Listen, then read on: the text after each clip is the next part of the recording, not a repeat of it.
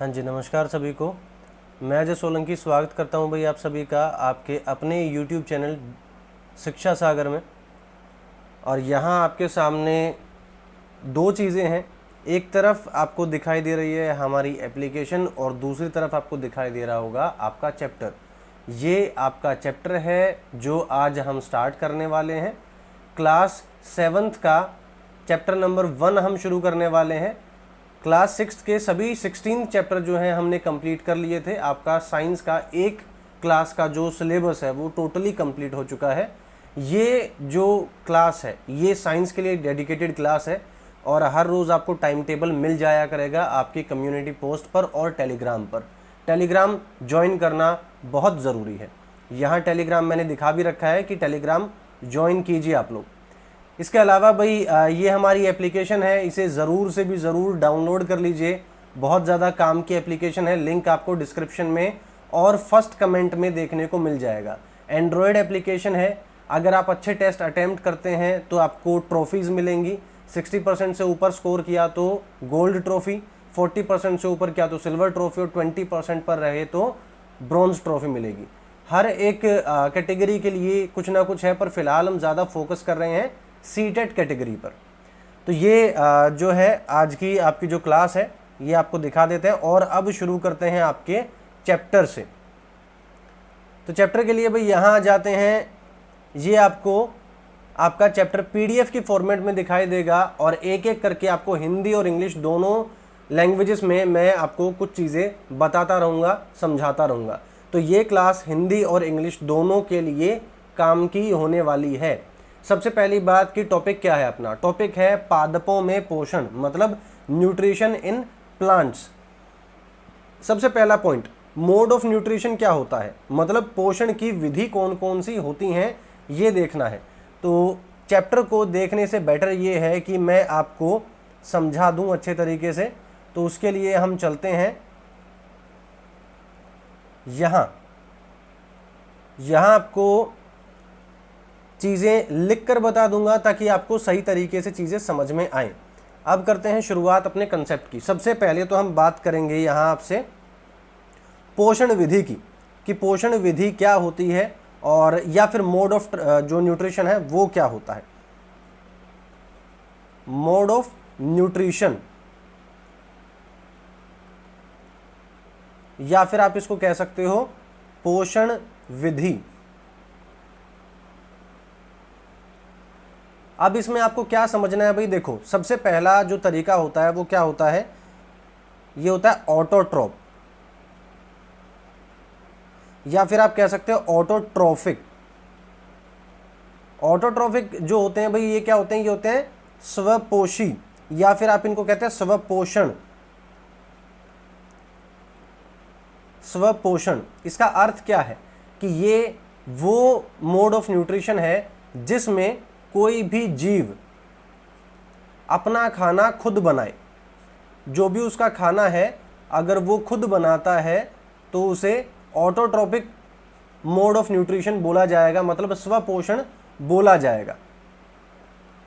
इसमें कौन कौन इंक्लूड होते हैं भाई, इसमें इंक्लूड होते हैं आपके ग्रीन प्लांट्स। ग्रीन प्लांट्स मतलब आपके हरे पौधे जो होते हैं वो इसमें इंक्लूड किए जाते हैं।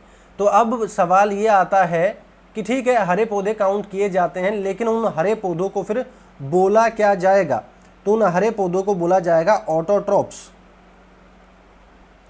ऑटोट्रोप्स या स्वपोषी, स्वपोषी बोला जाएगा, जो अपना खाना खुद बनाए। उसके बाद आपका सेकंड मोड ऑफ न्यूट्रिशन आता है, ये क्या होता है भाई, हेट्रोट्रोपिक। इसको क्या बोलते हैं भाई, इसको बोलते हैं विषमपोषी। विषमपोषी इसमें क्या होता है, इसमें जो जीव है वो दूसरे जीव पर निर्भर करता है। दूसरे जीव पर निर्भर करता है किस चीज के लिए, खाने के लिए या खाना पाने के लिए। या इंग्लिश वालों अगर आपको सिंपल सी लैंग्वेज में समझाया जाए कि इनकी क्या होती है, डिपेंडेंसी होती है, डिपेंडेंसी होती है ओवर अदर्स फॉर फूड। अब इसका अर्थ क्या हुआ भाई, इसका अर्थ ये हुआ कि ये अपना खाना खुद नहीं बनाएंगे, दूसरों से लेकर खाएंगे, और इनको बोला जाता है हेट्रोट्रॉप्स, हेट्रोट्रॉप्स। ठीक है, तो आगे बढ़ते हैं भाई, यहां आ जाते हैं वापस से आपकी पीडीएफ पर और देखते हैं कि आपकी पीडीएफ में आगे क्या बताया गया है। तो यहाँ पीडीएफ में भाई सेम चीज़ बताई गई है जो मैं अभी आपको बता रहा था कि कुछ होते हैं स्वपोषी और कुछ होते हैं विषमपोषी। दोनों का कंसेप्ट मैंने आपको समझा दिया।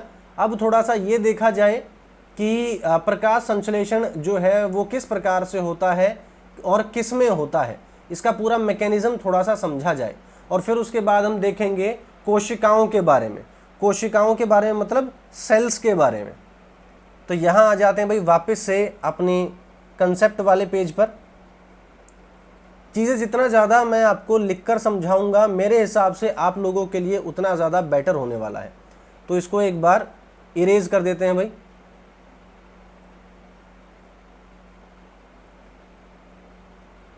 ठीक है, तो आते हैं भाई अपने वापस से कंसेप्ट पर, और सबसे पहले हम देखेंगे कोशिकाओं के बारे में, उसके बाद फिर हम देखेंगे जो फोटोसिंथेसिस होता है उसके बारे में। तो सबसे पहले आते हैं सेल्स। सेल्स मतलब कोशिकाएं। अब ये जो कोशिकाएं होती हैं इसकी संरचना किस प्रकार की है, सेल की संरचना किस प्रकार की होती है। देखो, ऐसा मान लेते हैं कि ये एक सेल है, ठीक है, तो ये क्या बोला जाएगा, ये बोली जाएगी इसकी सेल वॉल आप कह सकते हो, सेल मेम्ब्रेन कह सकते हो। सेल मेम्ब्रेन में और सेल वॉल में हल्का सा फर्क होता है। सेल मेम्ब्रेन क्या होती है भाई, सेल मेम्ब्रेन एक बहुत ही नाजुक सी चीज होती है, लेकिन अगर इसके ऊपर एक सख्त परत और चढ़ा दी जाए, एक सख्त परत चढ़ा दी जाए तो उसको क्या बोलेंगे, उसको बोलेंगे सेल वॉल। तो ऐसा मान लेते हैं कि ये मैंने एक सख्त परत चढ़ा दी है, इसको बोलेंगे सेल वॉल। ठीक है, अब थोड़ा सा और आगे बढ़ जाते हैं भाई। मेम्ब्रेन को झिल्ली बोला जाता है, ये याद रखना, मेम्ब्रेन को झिल्ली बोला जाता है, कोशिका झिल्ली आप इसको बोल सकते हैं। अब अंदर इसके एक न्यूक्लियस होता है, न्यूक्लियस को भाई हिंदी में केंद्रक बोलते हैं।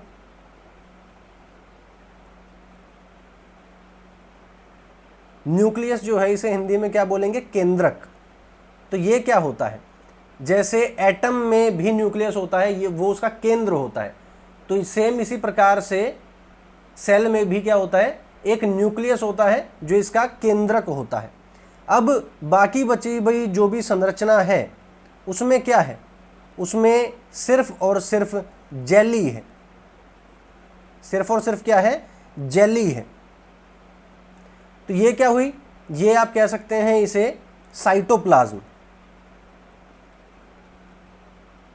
साइटोप्लाज्म, या फिर इसको हम कोशिका द्रव्य भी बोल सकते हैं। ठीक है, अब मेरी बात सुनो, क्या रहता है, जैसे मान लीजिए आपकी 3 परतें होंगी। पहली परत तो आपकी क्या हो गई, ये वाली होगी, जिसको हम क्या बोलते हैं, ये होगी फर्स्ट सेल वॉल, जो किसी में होती है किसी में नहीं होती।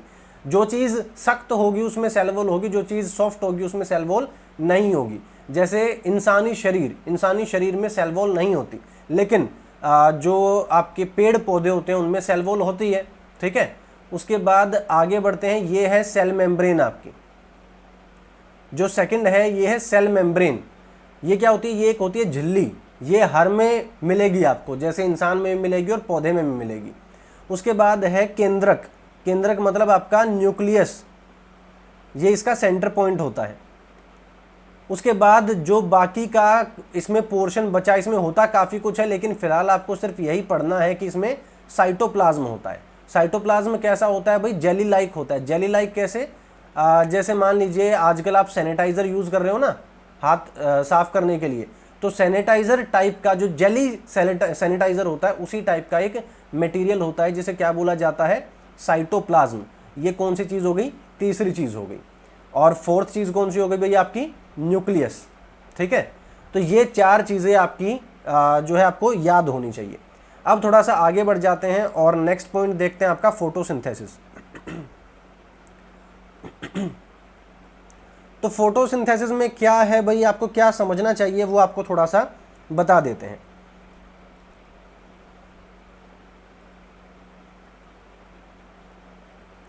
फोटोसिंथेसिस का क्या मतलब होता है, प्रकाश संश्लेषण।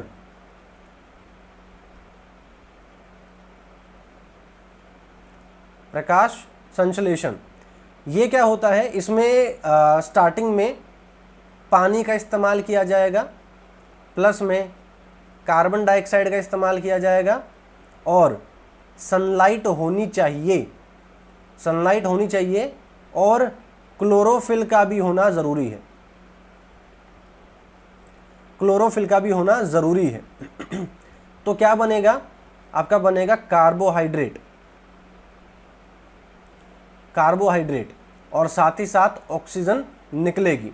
अब ये जो कार्बोहाइड्रेट है ये भले ही स्टार्च की फॉर्म में हो, वो भी कार्बोहाइड्रेट की ही एक फॉर्म होती है। ठीक है, तो कुल मिला के पानी और कार्बन डाइऑक्साइड जब आपस में मिलते हैं सनलाइट और क्लोरोफिल की प्रेजेंस में, तब कार्बोहाइड्रेट मतलब स्टार्च जो पौधे का भोजन होता है वो बनता है और हमारे लिए ऑक्सीजन निकलती है।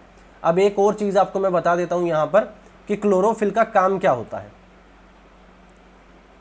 क्लोरोफिल का भाई काम क्या होता है, तो क्लोरोफिल का काम होता है जो सनलाइट है, सनलाइट में क्या होती है, एनर्जी होती है, एनर्जी होती है मतलब ऊर्जा होती है इसमें, उस ऊर्जा को कैप्चर करना, कैप्चर करना मतलब समझ रहे हो, उसे अवशोषित करना, क्या करना, उसे अवशोषित करना, और उसके बाद फिर जो है कार्बोहाइड्रेट और ऑक्सीजन में परिवर्तित करना। तो ये भाई क्लोरोफिल का काम होता है। क्लोरोफिल क्या है, ये एक ग्रीन पिगमेंट होता है। ग्रीन पिगमेंट का क्या अर्थ हुआ, ग्रीन पिगमेंट का अर्थ हुआ कि ये एक हरित रंजक है, हरित रंजक। जैसे हमारे इंसानी शरीर में क्या होता है, हीमोग्लोबिन होता है, वैसे ही कुछ कुछ आप मान सकते हैं कि जो पौधे होते हैं भाई उनमें क्लोरोफिल होता है, ऐसा आप मान सकते हैं। वापस से आ जाते हैं भाई अपनी पीडीएफ पर और यहाँ से चलते हैं थोड़ा सा आगे ताकि आपको चीज़ें दिखती रहें और पता चलता रहे। अच्छा, एक और चीज़ की, स्टोमेटा कहाँ होते हैं, स्टोमेटा होते हैं आपके जो पत्तियाँ हैं उनके अंदर। क्या काम होता है उनका, उनका काम होता है ट्रांसपीरेशन करना, जो पानी होता है उसे उड़ा देना।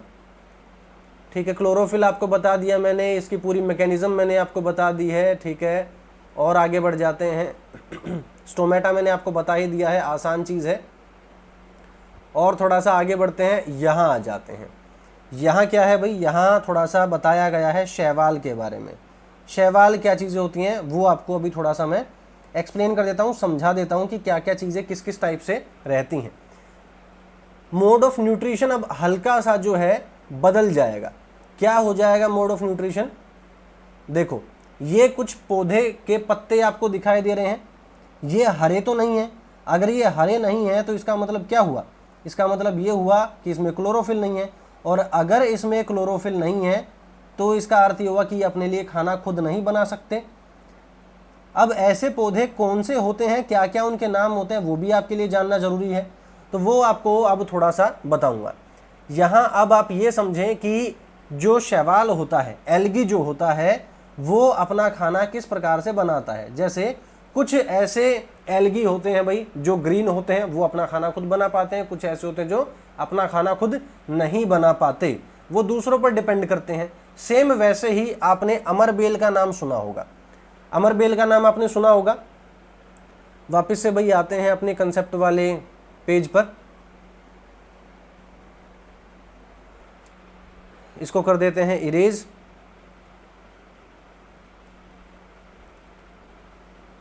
ठीक है, अब सुनिए, आपने क्या सुना है, आपने सुना है अमरबेल। अमरबेल को हम इंग्लिश में क्या कहते हैं, कैस्कटा भी बोल देते हैं। अब ये क्या है, ये एक ऐसा संबंध बनाती है किसी भी पेड़ से, जैसे ये देखो ये आपका है पेड़। अब क्या होता है, अब इस पे पूरी जगह हर जगह जो है वो अमरबेल फैल चुकी होती है, इसे पूरे तरीके से ढक चुकी होती है, बहुत ही अलग तरीके से ढक चुकी होती है। तो एक प्रकार का आप ये कह सकते हैं कि हेट्रोट्रोपिक न्यूट्रिशन ये इससे लेती है, या फिर आप इसको पैरासाइट बोल सकते हैं। पैरासाइट भी एक प्रकार का क्या होता है, हेट्रोट्रोपिक न्यूट्रिशन होता है। पैरासाइट ये क्या है भाई, एक हेट्रोट्रोपिक न्यूट्रिशन है, ठीक है, मोड ऑफ न्यूट्रिशन है। इसमें क्या होता है, इसमें होता ये है कि कोई भी एक चीज़ जो है दूसरे पर इस प्रकार से निर्भर होती है कि उसको कोई फ़ायदा नहीं देगी, लेकिन उससे फ़ायदा पूरा पूरा ले लेगी। इसे क्या कहते हैं, इसे कहते हैं परपोषी, इसे कहते हैं परपोषी, या फिर आप जो है इसे इंग्लिश में पैरासाइट भी बोल सकते हो। अच्छा, अब इसी की तरह, सेम इसी की तरह आपने एक और नाम सुना होगा, आपने सुना होगा पिक्चर प्लांट। ये तो फिर भी किसी पेड़ पर निर्भर कर रही है। ये जो पिक्चर प्लांट होता है ये किस पर निर्भर करता है, ये इंसेक्ट पर निर्भर करता है, जो कीड़े मकोड़े होते हैं उन पर निर्भर करता है। और पिक्चर प्लांट को भाई हिंदी में क्या कहते हैं, घटपर्णी बोलते हैं, घटपर्णी, ठीक है, घटपर्णी पौधा। तो अब क्या है, ये जो घटपर्णी पौधा होता है इसकी संरचना कुछ इस प्रकार की होती है, कुछ इस प्रकार की। अब ये क्या है, ये आप कह सकते हैं खोखला सा जो है वेसल है, और कोई भी किसी भी प्रकार का कीड़ा जब यहाँ आता है, इस पे बैठता है, तो ये ढक्कन अचानक से बंद हो जाता है और उसे अंदर ही रख लेता है। एक स्मेल निकालता है, ये एक गंध निकालता है। कैसी गंध होती है, अच्छी गंध होती है, जिसकी वजह से ये जो इंसेक्ट हैं ये इसकी तरफ आकर्षित होते हैं और फिर इसके अंदर कैद हो जाते हैं। अंदर ये बाइल जूसेस बनाता है, कुछ ये रसायन बनाता है, जिसकी वजह से जो पाचन क्रिया होती है वो इसकी काम करती है और इसे पचा लिया जाता है, डाइजेशन हो जाता है उसका, ठीक है, इस प्रकार से होता है। ये आपको कहाँ देखने को मिलेगा। अच्छा, एक और चीज़, ये जो पिक्चर प्लांट होता है आपको क्या लगता है, क्या ये ग्रीन नहीं होता, ये ग्रीन होता है, बिल्कुल होता है ये ग्रीन। तो ग्रीन होता है तो फिर ये फोटोसिंथेसिस भी करता होगा, फोटोसिंथेसिस भी करता होगा, बिल्कुल करता है। तो फिर ये कीड़ों को क्यों खाता है, वो इस वजह से क्योंकि जहां ये रहता है वहां न्यूट्रिएंट्स की कमी होती है, न्यूट्रिएंट्स जो होते हैं उनकी कमी होती है, पोषक तत्वों की कमी होती है, ये आप मान सकते हैं, पोषक तत्वों की कमी होती है।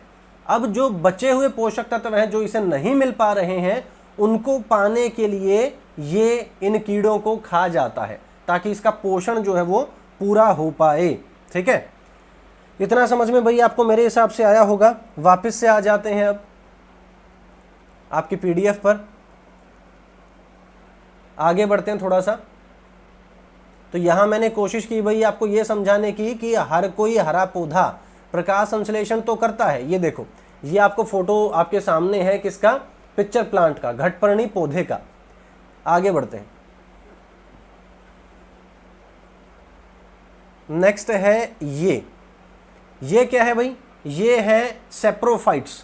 सेप्रोफाइट्स किसे बोला जाता है, सेप्रोफाइट्स बोला जाता है मृत जीवी को।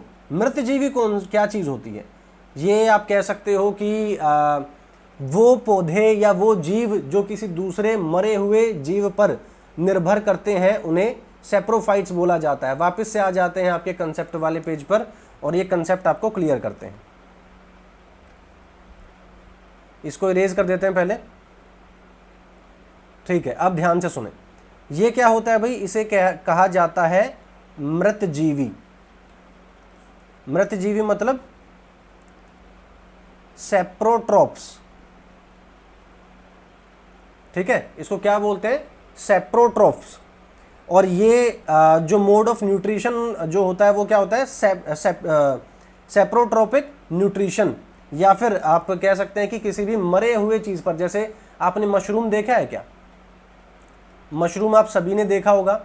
तो आपने ये भी देखा होगा कि जो मशरूम होता है वो किस पर उगता है, वो गंदगी पर उगता है। इस प्रकार का एक मशरूम होता है, वो किस पे उगता है, गंदगी पर उगता है।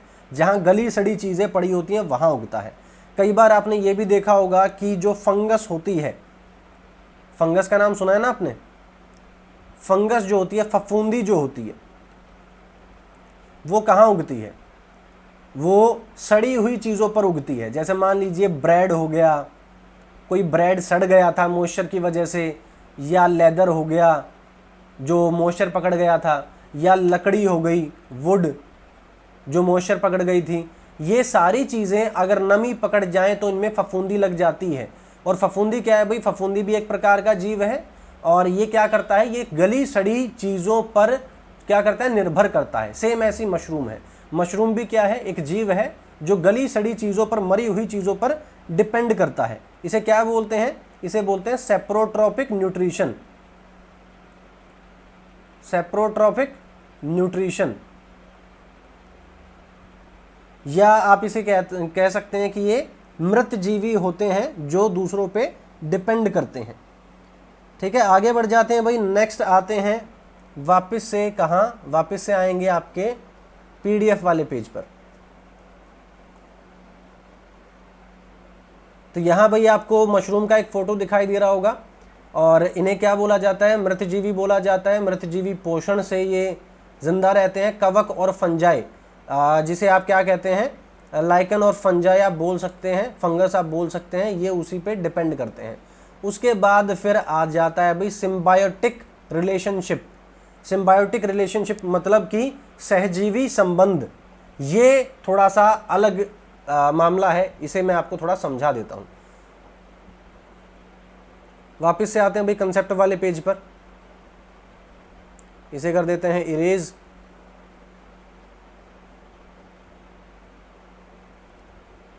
अब समझिए चीज़ों को थोड़ा ज़्यादा अच्छे तरीके से। तो अभी मैंने आपको क्या बताया भाई? अभी मैंने आपको बताया कि एक क्या होता है? एक सिम्बायोटिक रिलेशनशिप होता है। सिम्बायोटिक रिलेशनशिप ये क्या चीज़ है? ये होता है सहजीवी संबंध।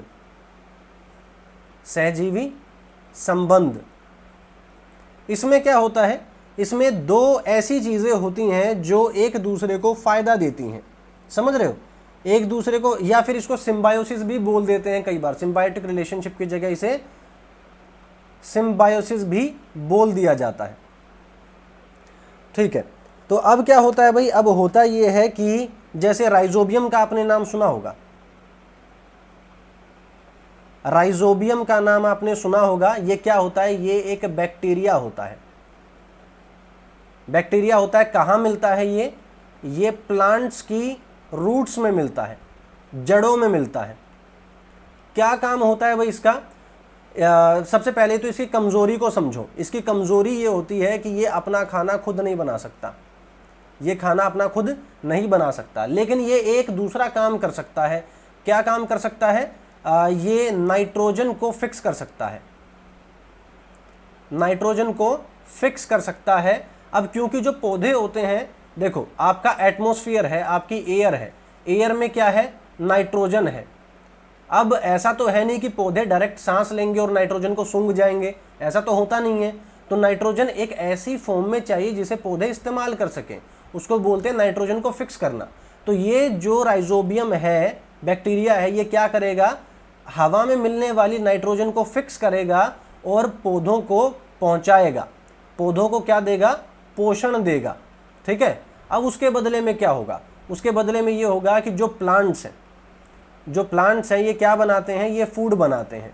तो बदले में ये जो फूड है ये किसे प्रदान कर देंगे? राइजोबियम को प्रदान कर देंगे। तो एक दूसरे के लिए काम करने की जो प्रोसेस होती है उसे क्या बोला जाता है? उसे सिम्बायोसिस बोला जाता है। तो कुल मिला के भाई ये आज की आपकी क्लास में कुछ कंसेप्ट थे जो मैं उम्मीद करता हूं कि आपको पूरे तरीके से अच्छे से समझ में आए होंगे। और इसी तरीके से भाई आपकी जो क्लासेस हैं वो लगातार चलती रहेंगी। हर रोज़ आपको एक टाइम टेबल शेयर किया जाएगा। टाइम टेबल किस प्रकार का होगा भाई? टाइम टेबल आप कह सकते हैं कि हर रोज़ ये बताया जाएगा कि कौन से दिन किस टाइम पर कौन सा टीचर आपकी कौन से सब्जेक्ट की क्लास लेगा। जैसे आपके पास दो रास्ते हैं फ़िलहाल, या तो आप कम्युनिटी पोस्ट पर जाकर देख लीजिए या फिर आप टेलीग्राम पर जाकर देख लीजिए। बेटर ये रहेगा कि आप टेलीग्राम पर जाकर देख लें, वो ज़्यादा बेटर रहेगा। और कोई भी शिक्षा सागर एप्लीकेशन को डाउनलोड करना ना भूले, ठीक है। और अगर कोई भी भाई इसका सब्सक्रिप्शन फ्री में चाहता है तो उसके लिए मैं रास्ता बता देता हूं। इसमें एक रेफरल कोड होता है, अपने 10 दोस्तों से उस रेफरल कोड को 1 महीने में 10 बार करवाना है खाली। मतलब 1 महीने का समय है आपके पास, 10 लोगों को शेयर करो ये एप्लीकेशन, अपना रेफरल कोड डलवाओ और मेरे को जो है पता चल जाएगा, उसी टाइम पता चल जाएगा जैसे ही 10 पूरे होंगे, तो मैं आपका सब्सक्रिप्शन जो है वो फ्री में एक्टिवेट कर दूंगा। ये तरीका है सबसे आसान। और अगर ऐसा नहीं है, अगर आप ये चाहते हो कि सर कौन झंझट पालेगा, एक सिंपल सी छोटी सी बात है, पे कर देते हैं। तो उसके लिए क्या है भाई, अगर आप सिर्फ टीचिंग एग्जाम की प्रिपरेशन करना चाहते हो तो 101 रुपीज़ इसका जो है चार्ज है 1 महीने का। और अगर आप टीचिंग के साथ इंग्लिश स्पीकिंग भी करना चाहते हो तो 151 रुपीज़ इसका मंथली चार्ज है। बाकी भविष्य में हो सका तो ऐसा हो सकता है कि प्राइस हो सकता है घटे भी, हो सकता है बढ़े भी, कुछ भी हो सकता है, आपके सपोर्ट पे डिपेंड करता है। आप चाहो तो महंगा भी करवा सकते हो, आप चाहो तो सस्ता भी करवा सकते हो। कैसे? अगर ज़्यादा शेयर करोगे तो सस्ता हो जाएगा, और अगर शेयर नहीं करोगे, कुल मिला के अगर 100-150 लोग लेके बैठे रहोगे इस एप्लीकेशन को, तो कुछ भी हो सकता है भाई, ठीक है। बाकी बस इतना ही कहूँगा, पढ़ते रहो, आगे बढ़ते रहो। साइंस की क्लासेस आपकी वापस से शुरू हो गई हैं। अब कम से कम खुश हो जाओ कि आपका सिलेबस कंप्लीट हो जाएगा। धीरे धीरे करके सारी क्लासेस आपकी पहले की तरह वापस से स्टार्ट हो जाएंगी। तब तक के लिए पढ़ते रहिए, टेलीग्राम को फॉलो करते रहिए, ठीक है। लिंक आपको डिस्क्रिप्शन में मिल जाएगा, एप्लीकेशन का भी और टेलीग्राम का भी। मिलते हैं नेक्स्ट क्लास में आपसे।